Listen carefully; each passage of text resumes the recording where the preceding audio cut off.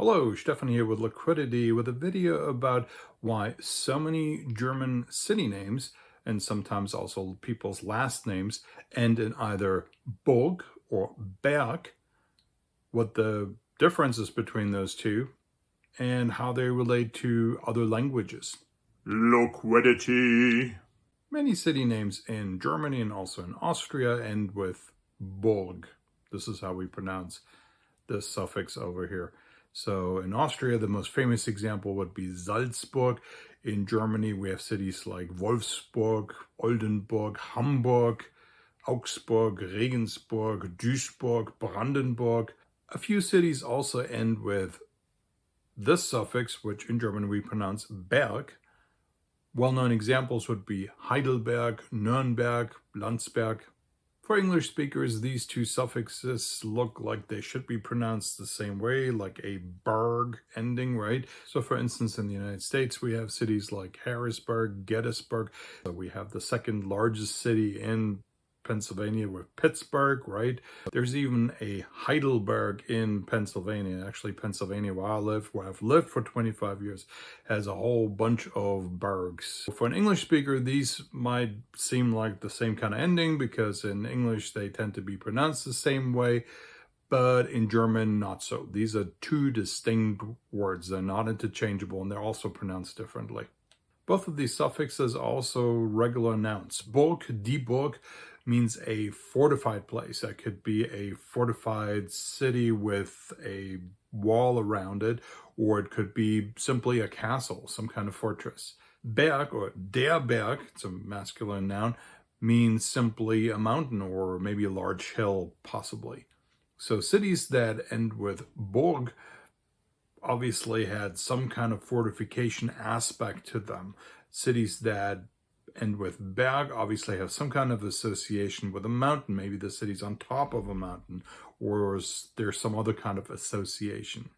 For instance, in Bavaria, not far from where I grew up, there are two cities, Augsburg and Regensburg, spelled like this, that are of Roman origins, and they started out as legionnaire camps and then eventually developed into towns with quite impressive walls. Actually, the Romans built some very impressive wall fortifications, especially around Regensburg. And some of those fortifications, you can see even today, they were integrated into the bishop's palace. On the other hand, cities like Salzburg and Würzburg still even today have castles on top of a hill that overlook the city. And both of these cities were run by the Catholic Church. So these were not only fortifications, these were also to some extent the residences of the bishops of these two places that ran those two church principalities. And other cities, for instance, the city of Hamburg started out as a palisaded fortification where people lived, where people traded, and eventually they became large, very large cities. Hamburg is the second largest city in Germany today. Both of these words, die Burg, der Berg, have Germanic origins. These are very Germanic words, but they have also an extension Proto-Indo-European origins. So there are related words in other Indo-European languages. Other languages, especially other Germanic languages, but also French, which is a Romance language, have similar words, especially for Burg. The French equivalent of this word would be bourg, and it is spelled like this. It just has a O in it as well, O-U, which forms the sound OU in French. And there are quite a few examples in France with cities that end in bourg. So for instance, we have Cherbourg, we have Strasbourg. There's even one region in eastern France, Bourgogne, that has the word in it in the beginning, right? And the very small country of Luxembourg actually has different spellings for it as well, simply because Luxembourg actually has 3 official languages. So that we have French, German, and Luxembourgish.